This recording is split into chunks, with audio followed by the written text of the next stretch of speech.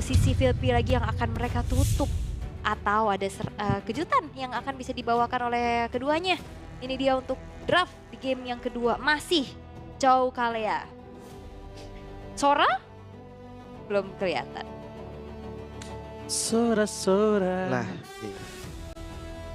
Belum kelihatan loh. Tapi Iya. akhirnya Hylos-nya yang di-ban sama Hylos-nya Iya, Pluto. kalau tadi kan Baxia kan situ kan. Iya. Hylos ya ternyata target loh Pluto. Oke, last ban dari Virtus Pro. Sora nggak? Mau lepas Sora aja. Soalnya BGT ini juga tipikal yang kemarin sempat bawa Sora plus ngelawan Sora pakai Valen EXP. Muscle of iron, Dan Gatot Gatot. ya. bones of steel. Emang sengaja kan mau ngasih Sora? Wah ini kalau sengaja mau kasih Sora bener-bener bakal bakal coba dicari nih belakangnya. Ya walaupun Sora sebenarnya masuk pick or ban juga ya untuk Masuk. di patch yang sekarang. Walaupun win rate-nya masih belum terlalu gede nih. Mungkin karena terlalu cepat juga ya dari rilis terus sekarang udah bisa dibawa di turnamen. Ya masih belum matang gitu loh. Katanya emang posisinya juga kan. Iya tapi Posisinya kebanyakan juga kan masih EXP ngambang ya. nih sekarang nih. Kebanyakan EXP sih tapi harusnya. Tergantung. Tergantung timnya lagi. Kalau misalnya lihat saat ini di EXP jujur gue lebih suka sih dibanding Gold. Karena EXP kalau mau initiate seperti itu kalau dia tumbang pun dia masih emang nggak apa-apa. Masih ada goldnya. Tapi kalau udah dari goldnya yang initiate dan dia harus tumbang loh. Karena kan nggak bisa langsung ganti shifting kayak Lunox antara Thunder dan juga Cloud-nya. Iya. Kalau Lunox bisa, lo masuk pakai Darkening, lo keluar pakai Order Brilliance lo boleh. Tapi kan ini nggak bisa gitu loh. Sanjo, Dan Hayabusa akan menjawab Sora dan juga Chusin yang diamankan. Mau Yivka sekarang sebelum nantinya di ban. Soalnya Yiv masih oke sih. If ya. Menurut aku kayaknya iya. Kalau enggak nanti di ban soalnya. Berarti disambut lagi pakai Cloud. Bisa. Iya kan? Bisa disambut lagi kan pakai Cloud. Paling aman. come on, Dexter. Iya. It's our showtime. Come on, tolong show me your time. Tenyom saya. Dexter. Gitu saya nanti nge-case-nya. Nggak bisa ya? Gak bisa Pak. Pasti bakal disambut pakai Dexter.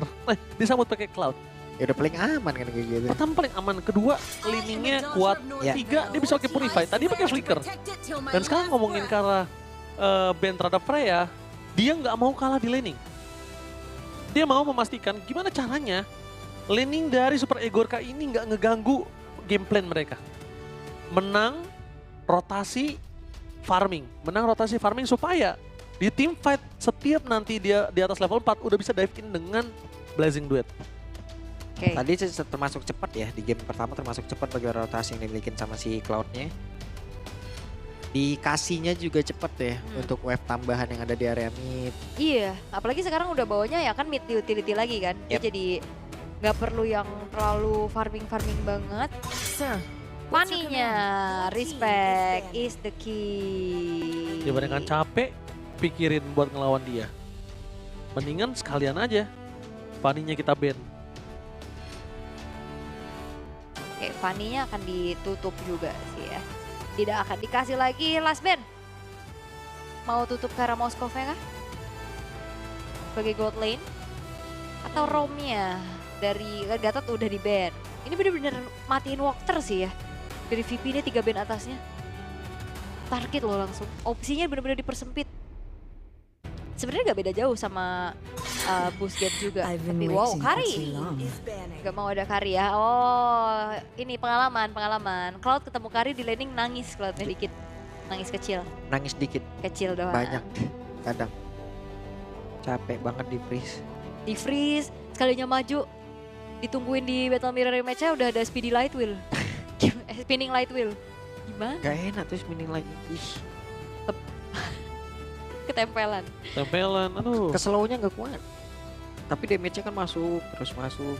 See value Oke, in dan me? ini dia Frederick. Fredrin, You should. ini ditutup untuk memberikan pressure di arah frontlinernya supaya mereka tidak bisa membuat sosok dari Cloud ini bebas bersama dengan Sora.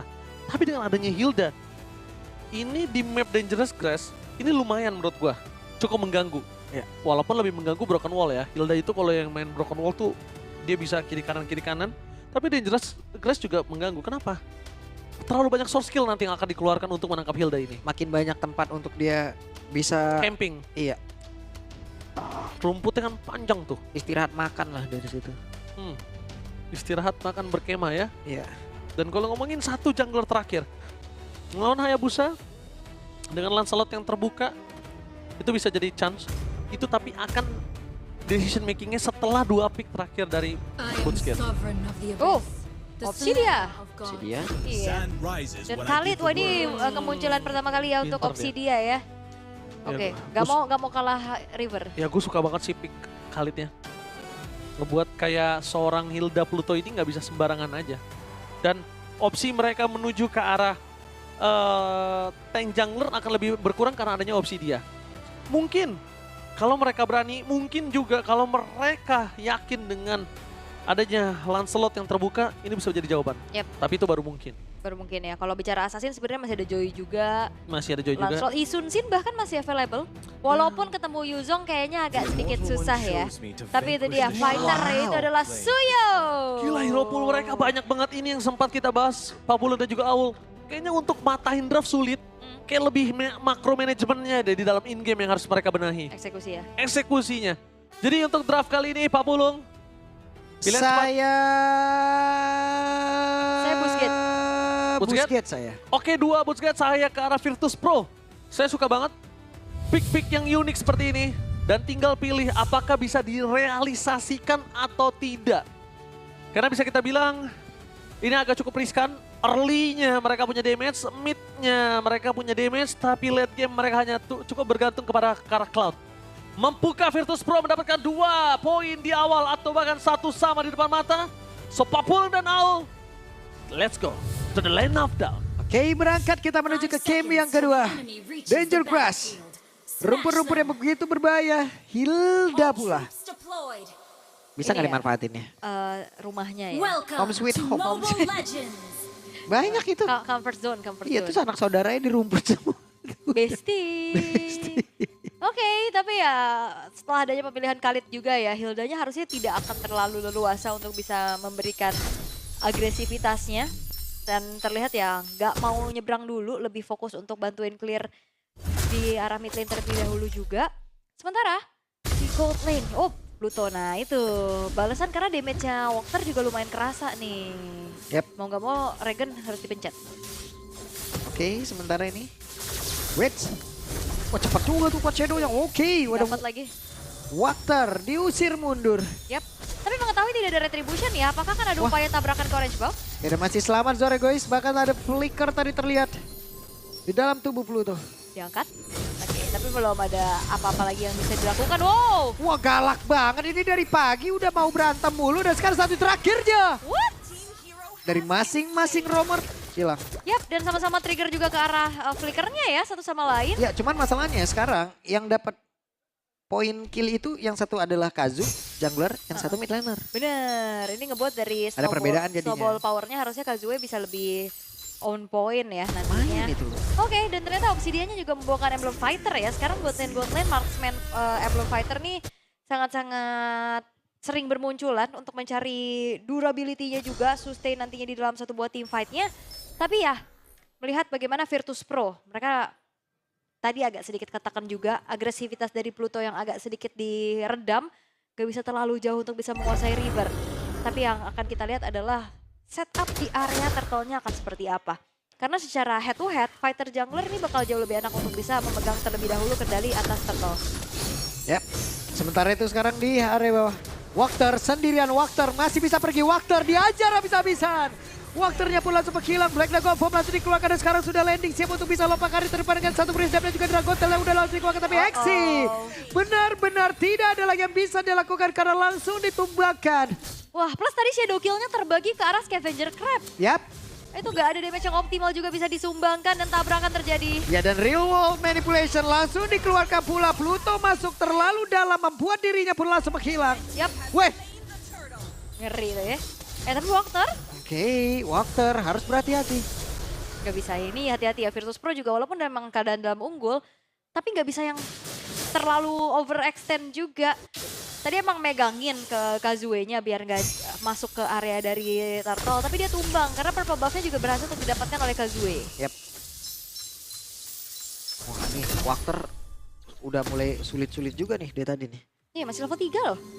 Belum punya Raging Sandstorm dia.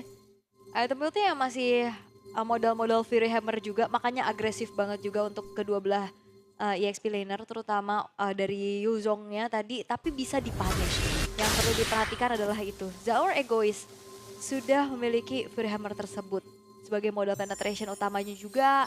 Sementara itu melihat lagi di arah tengah, walaupun secara head to head, Yves ini menang loh di atas Chusin. Cuman setelah adanya adjustment dengan adanya Void Blast yang diminimkan range-nya, masih tetap menang harusnya. Oke. Sementara itu, masih cukup mereda lagi permainan yang dimiliki oleh Busquets dan juga Virtus. Apalagi di area dari God, sangat-sangat aman. Tapi barusan Real One Man langsung dikeluarkan guna untuk bisa sambil menyelamatkan diri, tapi tidak terlalu lama. Bahkan sekarang Wakter, hampir saja Wakter, tapi barusan Petrify yang connect ke dalam satu area, tidak ada follow up damage. Sayang sekali Dragon Tail dikeluarkan pula, tapi Bad Cut menjadi korban untuk kali ini. Yap, Shadow Kill yang akhirnya bisa mengakhiri nyawa dari Bad Cut. Dengan teamfight yang begitu panjang sebenarnya.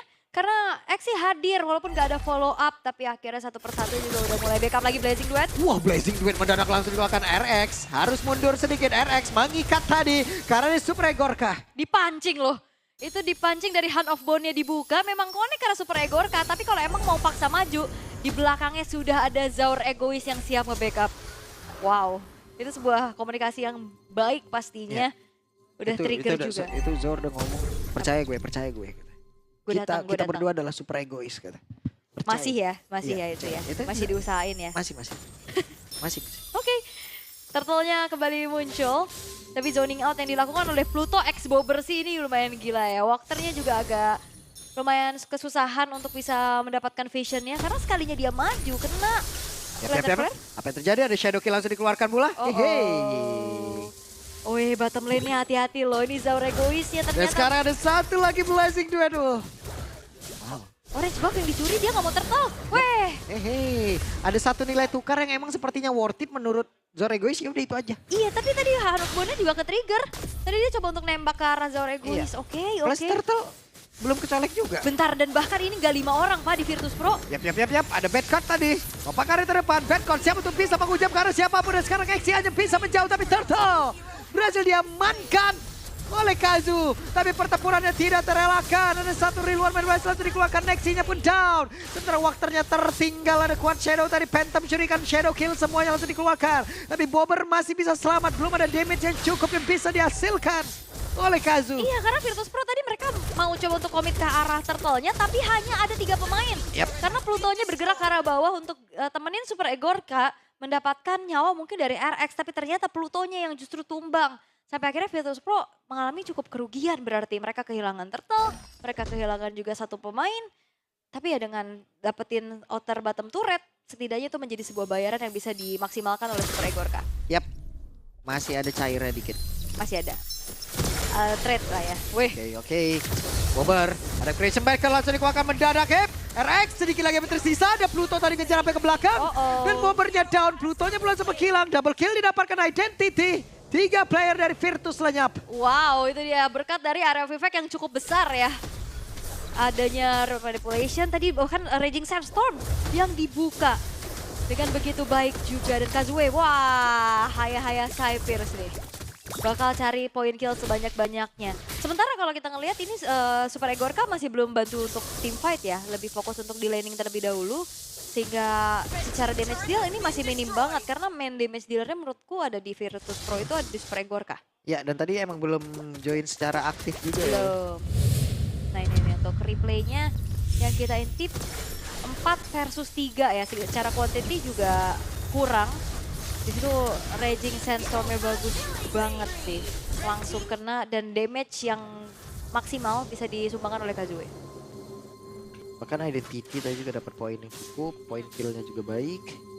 Aman banget ya? Aman. Aman aja. Tuh dari 3.000 tadi sekarang jadi sisa 1,3. Nah ini Super Egorkanya udah mulai join the fight nih. Dan Walkernya udah mulai dibonyokin terlebih dahulu. Tapi Pluto hati-hati.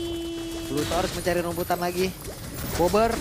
Ada satu lagi, Black Dragon Bomb langsung dikeluarkan. Dan Turtle menjadi milik dari Virtus Pro. Coba lihat aksinya memutar cukup dia, tapi Badcon-nya malah menjadi korban. Dan sekarang Blazing Duet dikeluarkan tepat berada di pusat ofensif yang dimiliki oleh Busquets. Spawn itu sendiri. Satu terakhirnya RX selamat tapi terbakar. Maka tembakan terakhir Bobber. Wow. Wow, 2 tukar 2. Tapi Turtle bisa didapetin oleh Virtus Pro. Dan hadirnya Super Egorka menjadi pembeda yang begitu luar biasa. Sekalinya dia ikut fight, dia langsung dapetin double kill juga. Dan Busquets, mereka gak bisa lagi untuk membiarkan Walkernya sendirian babak belur di depan. Exi harus cari ke belakang. Plus juga RX memaksimalkan bagaimana aim dari Hand of Bone untuk bisa lebih maksimal. Karena kalau ngandelin basic attack-nya aja ini agak sedikit susah ya. Damage-nya kan critical tipis-tipis kan. Cuman ya kalau misalkan bicara tentang ada continuous team fight harusnya bisa dijawab juga. Udah ada tuh lagi tuh. Weh. Aman. Aman. Aman. Tapi hati-hati loh, ini Stormwind dari Badcon bisa menjadi initiator tambahan juga. Cuman dari tadi yang bagus dari Busquets adalah bagaimana positioning dari Identity yang tidak tersentuh. Ya. Sehingga akhirnya di saat ada inisiasi dari Badcon, dia langsung buka real manipulation dan memastikan bahwa Badcon-nya ini susah untuk pulang. Balik lagi, ini berkat adanya komunikasi juga pastinya. Gimana inisiasi yang bisa dilakukan oleh Busquets. Gila nih Hilda nih extrovert banget ya. Nyari teman terus. Webs. Real one manipulation. Tapi berada jauh di depan dari player-player lawan. Tidak ada damage yang benar-benar masuk ke tubuh dari player lawan.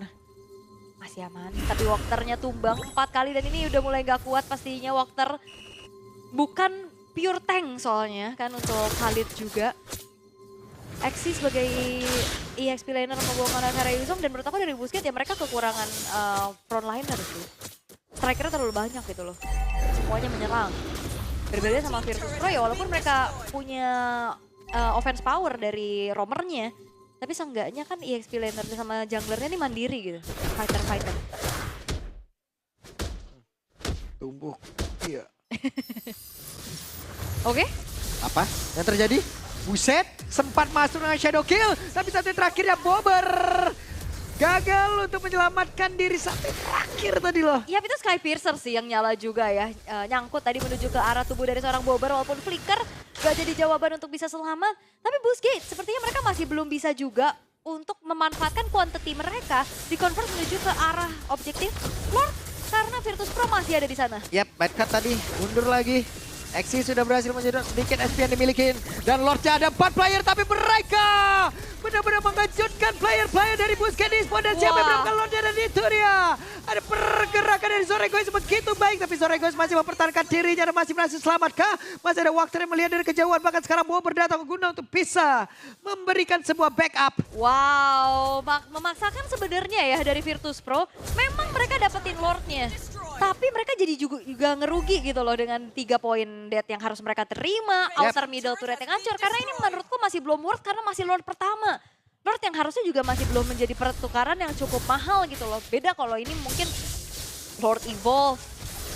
Jadinya ini Virtus Pro akhirnya drop dari segi keunggulan yang sempat mereka dapatkan Pak. Oke. Ini Lordnya di bawah jadi jalan sendiri.